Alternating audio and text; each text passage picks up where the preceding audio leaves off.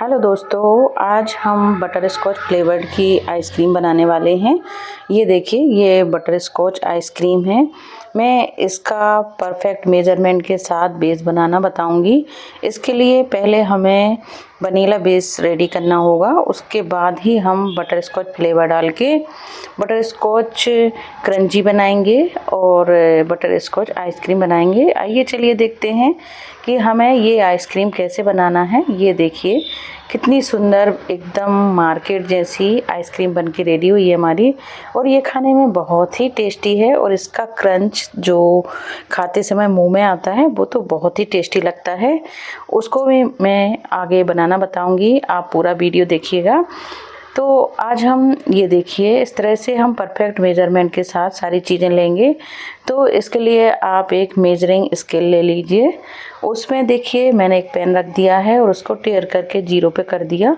इसके बाद उसमें हमें 120 ml दूध लेना है। आप ग्राम में ही मेजरमेंट कर सकते हैं। 120 ग्राम हमें दूध लेना है। इसके बाद टेयर करके शुगर डाल देनी है। तो शुगर हमें 20 ग्राम लेना है। ये देखिए, अगर आपको थोड़ा सा ज़्यादा मीठा पसंद है तो आप शुगर को बढ़ा सकती हैं, पर इसमें हम क्रंची डालते हैं, वो भी शुगर से ही बनी होती है, तो आपको ज़्यादा शक्कर डालने की ज़रूरत नहीं है। ये अपने आप में ही बहुत मीठी होती है। इसके बाद दूध पाउडर डालना है, तो दूध पाउडर भी हमें 20 ग्राम ही डालना है। ये देखिए, अब कॉर्नफ्लोर डालना है। कॉर्नफ्लोर भी हमें इस तरह से 3 ग्राम, 2.5 से 3 ग्राम के लगभग डालना है। यहाँ पर लिक्विड ग्लूकोज भी डाला जाता है, जो मार्केट में आसानी से मिल जाता है, बेकरी शॉप पर मिल जाता है। तो हम 1 टेबल स्पून के लगभग इसमें लिक्विड ग्लूकोज डाल के अच्छी तरह से मिक्स कर लेंगे। इससे आइसक्रीम ज़्यादा देर तक स्टेबल रहती है। अगर आप घर पे बना रहे हैं तो इसको बिल्कुल ना डालें। अगर आपको सेल करना है और 2-4 दिन के लिए रखना है तो आप लिक्विड ग्लूकोज डाल सकते हैं। इस तरह से देखिए सारी चीज़ों को हमें स्पैचुला से अच्छी तरह से मिक्स कर देना है, जिससे कॉर्नफ्लोर में जो लम्स हैं और मिल्क पाउडर में जो लम्स होते हैं वो अच्छी तरह से मिक्स हो जाएं। तो हमें पहले इस बैटर को अच्छी तरह से मिक्स करना है। पहले हम सारी चीज़ें मेजरिंग स्केल से परफेक्ट क्वांटिटी में नाप के रख लेते हैं, तौल के रख लेते हैं, फिर हम आगे की प्रोसेस करेंगे। तो जो नापने वाली चीज़ें हैं पहले हम वो ले लेते हैं। तो पहले हमने बैटर को, मिक्सचर को रेडी कर लिया। अब देखिए हमें मिल्क मेड लेना है। तो मिल्क मेड हमें 40 ग्राम लेना है। ये मिल्क मेड मेरा पुराना था, फ्रिज में रखा था, इसलिए मैंने क्लिंग रैप करके रखा था, जिससे ये ख़राब ना हो और सूखे ना। अब देखिए 40 ग्राम मिल्क मेड लेने के बाद अब हमें व्हिपिंग क्रीम लेना है, जो घर पे आप नॉर्मल केक बनाने में यूज़ करते हैं, वो क्रीम लेना है हमें। आप अमूल का फ्रेश क्रीम भी ले सकते हैं। अगर आप केक नहीं बनाते हैं और आपके यहाँ क्रीम नहीं है तो आप अमूल का फ्रेश क्रीम ले लीजिए। ये देखिए 120 ग्राम मैंने ये क्रीम ले ली है। अब सारी चीज़ें नापने के बाद अब हम आगे बढ़ते हैं। तो जो मिक्सचर रेडी करा था हमने, कॉर्नफ्लोर, मिल्क पाउडर, दूध और उसमें शुगर डाली थी, सारी चीज़ें जो मिक्स करी थी, उनको हमें गैस पर अच्छी तरह से बॉयल करना है। जब तक हमारा बैटर थिक ना हो जाए तब तक हम इसको बॉयल करेंगे। जब इसमें बॉयल आ जाए तभी हम इसको गैस की फ्लेम को बंद करके ठंडा करेंगे। तो देखिए इस तरह से हमें स्पैचुला से लगातार चलाते जाना है, जिससे जो हमारा कॉर्नफ्लावर है वो नीचे तले में चिपके ना। इसलिए आप कोई भारी तले वाले बर्तन में या कढ़ाई में ही इस बैटर को, इस मिक्सचर को कुक कीजिएगा। इस तरह से स्पैचुला से लगातार हम चलाते जाएंगे और गैस की फ्लेम को इस समय हम थोड़ा धीमा कर लेंगे, क्योंकि ये देखिए मिक्सचर काफ़ी गाढ़ा हो गया है और इसमें बॉयल भी आ गया है। अब देखिए ये काफ़ी अच्छी तरह से बॉयल हो गया है। इसको हम चेक कर लेते हैं। तो आप जब स्पैचुला को ऊपर उठाएंगे तो ये देखिए इस तरह से आप जब उंगली से इसको चेक करेंगे तो इसमें ये फिल्म सी बन जाती है। ये देखिए इस तरह से हमें ऐसा मिक्सचर चाहिए है। अब हम गैस की फ्लेम को ऑफ कर देंगे और इसको थोड़ा देर और चलाते रहेंगे, जिससे कॉर्नफ्लोर की गांठें ना बन पाएँ, क्योंकि कई बार कॉर्नफ्लोर की गुठलियाँ बन जाती हैं। और ये देखिए परफेक्ट कंसिस्टेंसी वाला हमारा लिक्विड जो मिक्सचर है वो रेडी हो गया, आइसक्रीम का मिक्सचर रेडी हो गया। अब हम जो हमारी बटर स्कॉच क्रंची हमें उसमें डालना है वो बना लेते हैं। तो बटर स्कॉच क्रंची बनाने के लिए एक पैन में हमें 2 से 3 चम्मच शक्कर डाल ली है। देखिए नॉर्मल जो हमारी घर पे चीनी होती है वो डाल देना है और इसको हमें पहले तेज़ आंच पर गरम करना है, फिर धीमी आंच पर इसको लगातार चलाते हुए मेल्ट करना है। देखिए इस तरह से थोड़ी देर बाद शक्कर मेल्ट होने लगेगी और एक कैरामल रेडी हो जाएगा। इस तरह से देखिए जैसे आप मूंगफली की चिक्की बनाते हैं, तिली की चिक्की बनाते हैं, इसी तरह हमें ड्राई फ्रूट्स की चिक्की बनाना है। तो जब तक शक्कर मेल्ट हो रही थी मैंने गैस की आंच को धीमा कर दिया था और बीच बीच में इसको चला दिया था। इस तरह से स्पैचुला से मैं लगातार चलाते जाना है। इसी समय मैंने ड्राई फ्रूट्स भी रेडी कर लिए थे।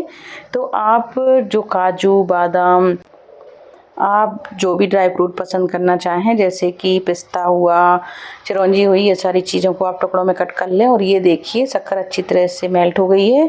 इसमें हम आधा चम्मच शुद्ध घी डाल देंगे, देसी घी डाल देंगे और उसको मिक्स करने के बाद ये ड्राई फ्रूट जो मैंने कट करके रखे हैं इनको डाल देना है। और इस तरह से मिक्स करने के बाद थोड़ी देर जब ये मिक्सचर थिक हो जाए तो हम गैस की फ्लेम को ऑफ कर देंगे और एक प्लेट को हम घी से ग्रीस कर लेंगे। इस तरह से ये देखिए प्लेट में थोड़ा सा घी लगा लेंगे जिससे ये चिक्की इसमें चिपके ना। अब हमें चिक्की का मिक्सचर इस प्लेट में डाल देना है। तो आप जैसे चिक्की बनाते हैं वैसे ही ये बटर स्कॉच क्रंची बनती है। ये बनाना बहुत आसान है, आप बना के देखिएगा, आप भी बहुत अच्छे से इसको बना सकते हैं। बटर स्कॉच केक में भी इसी क्रंची का यूज़ होता है, तो आप केक के बैटर में भी डाल दें इसको और उसके बाद जब डेकोरेशन करते हैं तो पूरे केक पर इसी का डेकोरेशन होता है।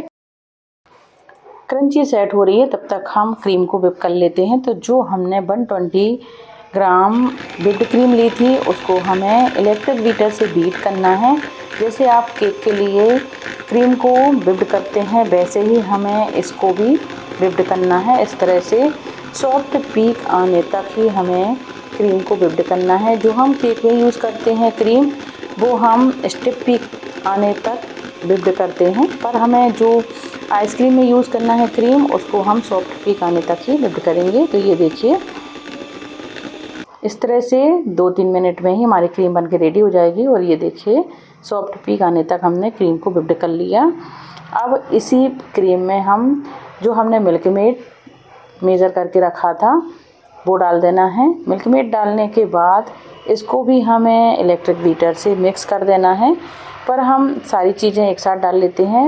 हाफ़ टी स्पून हमें बटर स्कॉच एसेंस डाल देना है और हाफ़ टी स्पून या 2 से 3 ड्रॉप येलो फूड कलर डाल दिया। आप जेल कलर भी डाल सकते हैं, जो भी कलर आप खाने में यूज़ करते हैं या केक में यूज़ करते हैं वही कलर मैंने इसमें डाल दिया। आप भी ऐसे ही येलो कलर डाल दीजिएगा जिससे आपकी जो बटर स्कॉच फ्लेवर्ड की आइसक्रीम है वो भी येलो कलर में ही बने। इस तरह से सारी चीज़ों को हम बीटर से मिक्स कर लेंगे। और ये देखिए हमारा जो आइसक्रीम का मिक्सचर हमने कुक करा था ये अच्छी तरह से ठंडा हो गया है। कई बार इसमें लम्स आ जाते हैं ठंडा होने के बाद, तो आप इसको छन्नी से छान लीजिएगा जिससे ये लम्स मुंह में ना आए। और सारे बैटर को, सारे लिक्विड को हम इसी में डाल देंगे। इसी बाउल में हमने ये मिक्सचर आइसक्रीम का डाल दिया और इसको भी हमें इलेक्ट्रिक बीटर से अच्छी तरह से मिक्स कर लेना है। ये देखिए इस तरह से देखिए इलेक्ट्रिक बीटर से हम सारी चीज़ों को अच्छी तरह से मिक्स कर लेंगे। इलेक्ट्रिक बीटर से मिक्स करने के बाद ये अच्छी तरह से सॉफ्ट और फ्लफी बन के रेडी होती है। अब देखिए ये क्रंची हमारी अच्छी तरह से सेट हो गई है और ठंडी हो गई है। इसको हम इस तरह से तोड़ लेंगे।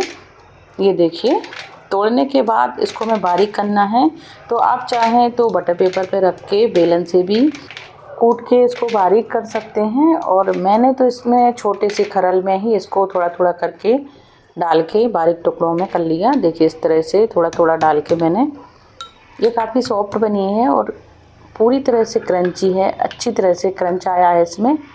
तो ये ज़रा में टूट रही है, आप थोड़ा ही इसको प्रेस करेंगे और ये टूट जाएगी। तो इस तरह से हमें बटर स्कॉच क्रंची को बारीक टुकड़ों में कूट के रख लेना है।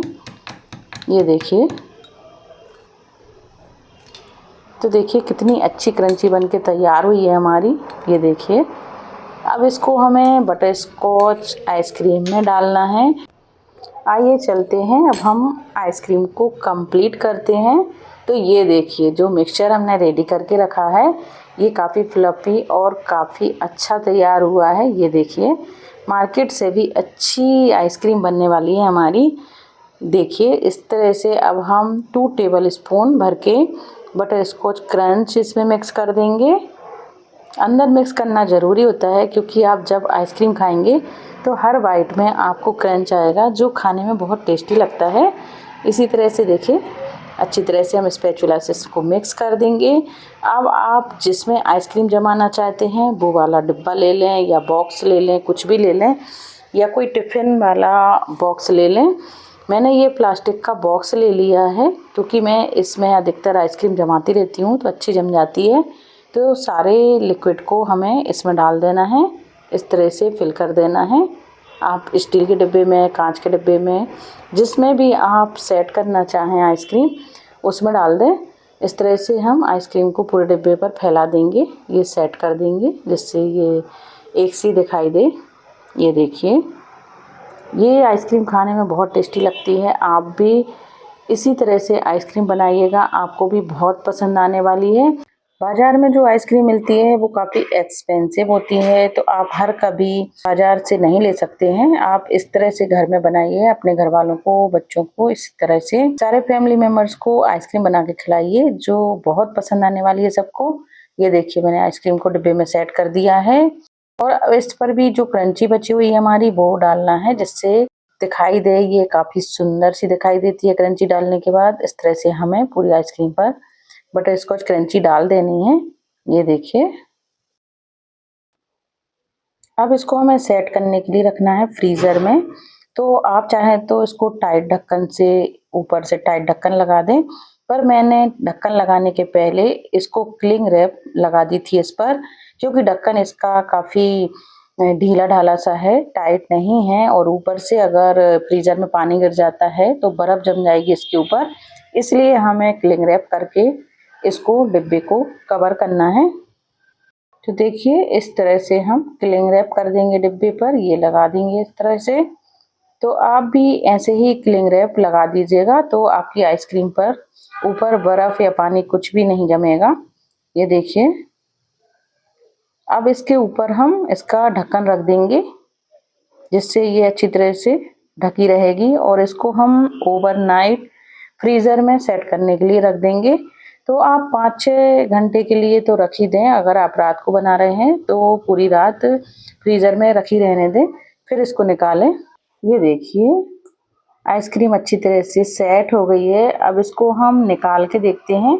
तो ये देखिए ऊपर से ढक्कन के ऊपर काफ़ी बर्फ़ जम गई थी जो मैंने हटा दी है।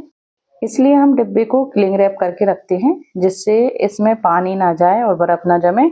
ये देखिए इसको हटाने के बाद ये आइसक्रीम बहुत अच्छी तरह से सेट हुई है।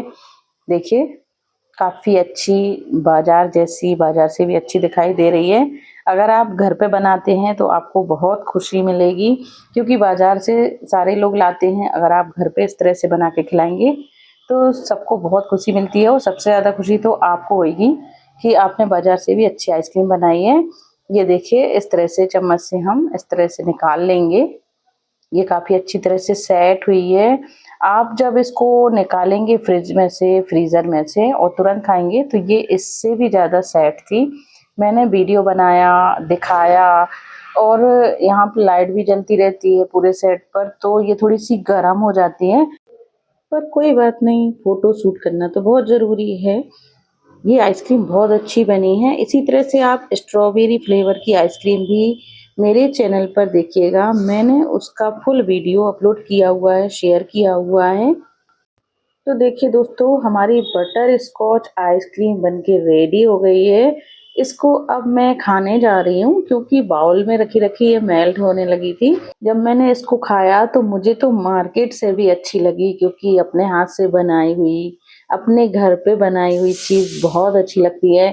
आप भी ऐसे ही आइसक्रीम बनाइएगा और सबको खिलाइएगा। वीडियो पसंद आया हो तो लाइक शेयर ज़रूर करिएगा और अगर रेसिपी पसंद आई हो मुझे कमेंट करके ज़रूर बताइएगा कि आपको मेरा ये वीडियो कैसा लगा है। वीडियो पसंद आया हो तो लाइक शेयर ज़रूर करिएगा।